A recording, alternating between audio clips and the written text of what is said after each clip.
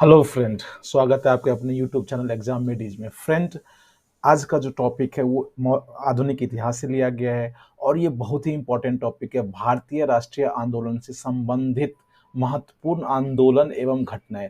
Friend, आप जो भी कोई एग्जाम दे रहे होंगे, चाहे वो एसएससी का हो या फिर कोई सा भी एग्जाम हो, वहाँ आधुनिक इतिहास का महत्व बहुत ज्यादा होता है। और फ्रेंड, आपको पता होगा जो लूसेंट का जो आधुनिक इतिहास है या फिर लूसेंट का जो भी सब्जेक्ट्स है, लूसेंट बुक का, उसका महत्व बहुत ज्यादा है फ्रेंड।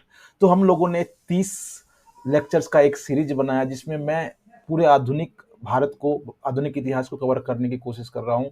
और इसी में ये लेक्चर नंबर 9 है फ्रेंड। तो चलिए स्टार्ट करते हैं। अब ये कह रहा है भारतीय राष्ट्रीय कांग्रेस की स्थापना, आपको पता है 1885 में एओ ह्यूम। अब फ्रेंड, इसके बारे में मैं कुछ आपको हिस्ट्री बता दूं। जो ये सबसे पहले पुणे में होने वाला था, लेकिन वहाँ किसी महामारी के फैलने की वजह से फिर वो बॉम्बे शिफ्ट किया गया।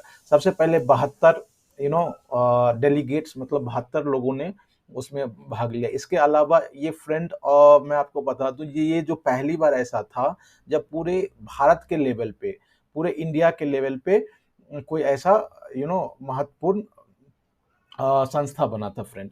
तो इस तरह से हम देखते हैं। और सबसे पहले एओ ह्यूम, डब्ल्यू सी बनर्जी इनके अध्यक्ष थे।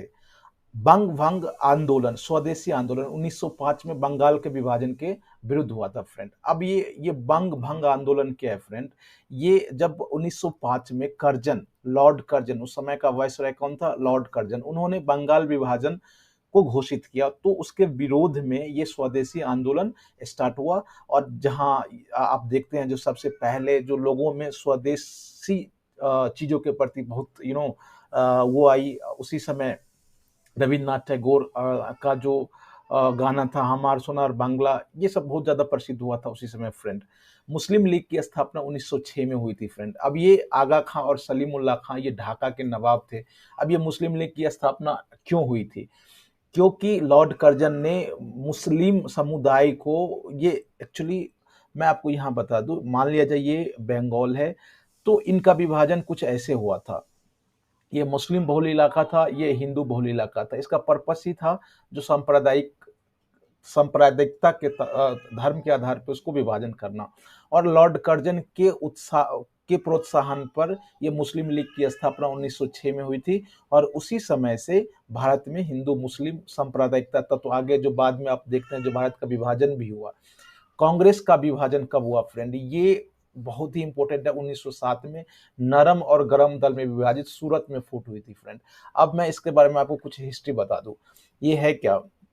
ये 1907 तक, उससे पहले तक होता क्या था, जो कांग्रेस में नरम दल के जितने भी नेता थे, जैसे कि फिरोज शाह मेहता या और सारे बहुत सारे लोग, उन लोगों का दबदबा था। अब धीरे धीरे गरम दल के नेता, जिसमें बाल गंगाधर तिलक या फिर उससे संबंधित जितने भी नेता थे, सब लोगों का उसमें भागीदारी बहुत ज्यादा होने लगा था।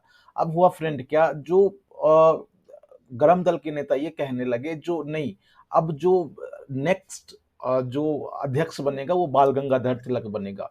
और नरम दल के नेता चाहते नहीं थे। तब जाके फाइनली वहां जब सूरत में उसका सेशन होता है, तो वहां बहुत सारा हंगामा हुआ और फाइनली गरम दल के नेता को निकाल दिया गया और यहीं से दोनों में फूट हो गई थी। तो आपको याद रखना है, सूरत में हुई थी। सूरत कहाँ है? गुजरात में। होम रूल आंदोलन, ये 1916 में हुआ है। तिलक, बाल गंगाधर तिलक और एनी बेसेंट। अब ये दो होम रूल आंदोलन हुआ था। एक तिलक के अध्यक्षता में हुई थी और दूसरे एनी बेसेंट के अध्यक्षता में हुई थी फ्रेंड। राइट। लखनऊ पैक्ट, ये बहुत ज्यादा इंपॉर्टेंट है। इसमें क्या था? सबसे पहले तो कांग्रेस और मुस्लिम लीग के बीच समझौता हुआ था, जो 1906 में जब मुस्लिम लीग की स्थापना हुई थी, और उसके बाद दोनों अलग अलग काम कर रहे थे, ये कांग्रेस और ये मुस्लिम लीग है। लेकिन 1916 तक आते आते दोनों को पता चल गया था जो एक दूसरे के साथ से ही कुछ हो सकता है, अलग अलग रहने से अंग्रेजों का फायदा होगा। ये पहली इंपॉर्टेंट घटना है। दूसरी इंपॉर्टेंट घटना है, जो इसी में गरम और नरम दल के नेता फिर मिल भी चुके थे 1916 में ही। राइट।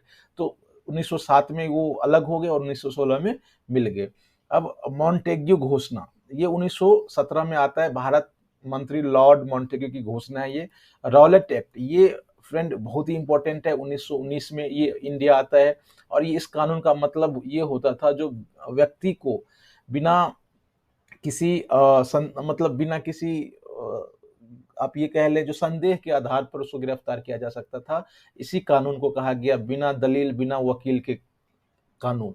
नेक्स्ट है फ्रेंड जालियांवाला बाग। ये बहुत सारे एग्जाम में पूछ चुका है, इसका डेट आप जरूर याद रखिएगा, 13 अप्रैल 1919 को जनरल डायर जो अमृतसर में वहां गोली चलवाया था उसके आदेश पे। एक्चुअली था क्या, दो नेता जो सैफ खिलजू, I am forgetting the name, I will write in comment section, ये दोनों नेता जब वहाँ शांति प्रदर्शन कर रहे थे और बहुत सारे बैसाखी का दिन था, बहुत सारे लोग शांति प्रदर्शन कर रहे थे। एक्चुअली वहाँ अमृतसर में कर्फ्यू लगा हुआ था और ये जो जनरल डायर है वो डराना चाहता था, मतलब कुछ ऐसा ना हो, तो उन्होंने उनके आदेश पे निहत्थे लोगों पे गोली चलाई गई जिसमें बहुत सारे लोग मारे गए, राइट। तो ये थोड़ा सा आप याद रखिएगा। खिलाफत आंदोलन, ये खिलाफत आंदोलन है क्या फ्रेंड, ये दो ब्रदर शौकत अली और मोहम्मद अली, ये शौकत अली और मोहम्मद अली क्या है, अब ये आंदोलन हुआ क्यों था, मैं आपको थोड़ा हिस्ट्री बता दूं। जो ये ओटोमन एम्पायर था और प्रथम विश्व युद्ध के बाद अंग्रेजों ने उसको साम्राज्य से हटा दिया था। वहाँ का जो खलीफा होता था फ्रेंड, तो खलीफा का जो सम्मान मुस्लिम समुदाय में बहुत ज़्यादा होता था और अंग्रेज के इस कारनामे से दुनिया के सारे मुसलमान उनसे खफा थे। और इसी संदर्भ में जो इंडिया में ये दोनों जो शौकत अली और मोहम्मद अली है, उन्होंने खिलाफत आंदोलन का स्टार्ट किया। लेकिन इसके साथ ये अच्छी अच्छी बात ये हुई, जो गांधी जी ने इस मौके का फायदा उठाया और इसी समय उन्होंने असहयोग आंदोलन भी चलाया। अब असहयोग प्लस खिलाफत मिलके बहुत ही ज्यादा सक्सेसफुल ये आंदोलन हुआ और इस समय हिंदू और मुस्लिम यूनिटी इंडिया में, हिंदू प्लस मुस्लिम यूनिटी जो है अपने चरम पे था। हंटर कमेटी की रिपोर्ट प्रकाशित, ये फ्रेंड ये है क्या, जो कहते हैं ना, जब कोई घटना हो जाए और उसको लिपापोती करने के लिए आप कोई कमेटी बिठा दो, यही हुई थी जब जालियांवाला बाग हत्याकांड हुआ। उसके बाद अंग्रेजों ने एक हंटर कमेटी बिठाई थी और उसका रिपोर्ट दिया गया था, तो ये उसको आप याद रखिएगा। कांग्रेस का नागपुर अधिवेशन 1920 में हुआ था। ये असहयोग आंदोलन का प्रस्ताव पारित यहीं से हुआ था। आपको पता होना चाहिए असहयोग आंदोलन 1920 में, वहां से नागपुर अधिवेशन में, ये कभी कभी पूछ लिया जाता है फ्रेंड, जो किस अधिवेशन में असहयोग आंदोलन का प्रस्ताव पारित हुआ था। फ्रेंड इस तरह से आज शॉर्ट वीडियो ही था और मैं आपको बताना चाहूंगा, यदि आप नए हैं तो इस चैनल को जरूर आप सब्सक्राइब कर लें, शेयर करें, लाइक करें।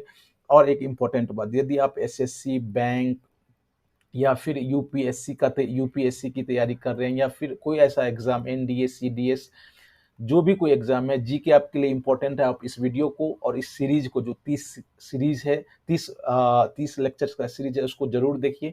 और दूसरी बात, इस चैनल पे प्रत्येक दिन मॉर्निंग अराउंड 7 o'clock आपको द हिंदू एडिटोरियल का एनालिसिस मिलता है। इसके साथ साथ आपको more than 10, between 10 to 15 important words daily आपको मिलता है, वहाँ डिस्कशन किया जाता है। तो आप इसको जरूर देखें, इससे आपका बहुत फायदा होगा। अगेन आई रिक्वेस्ट कि आप जिस तरह से प्यार दे रहे हैं उसको और बढ़ाइए, चैनल बहुत आगे बढ़ता जा रहा है, आप उसको सब्सक्राइब करें और हम आपके लिए इसी तरह से अच्छे अच्छे वीडियो लाते रहेंगे। फिर मिलते हैं अगले लेक्चर में, तब तक के लिए नमस्कार, बाय बाय।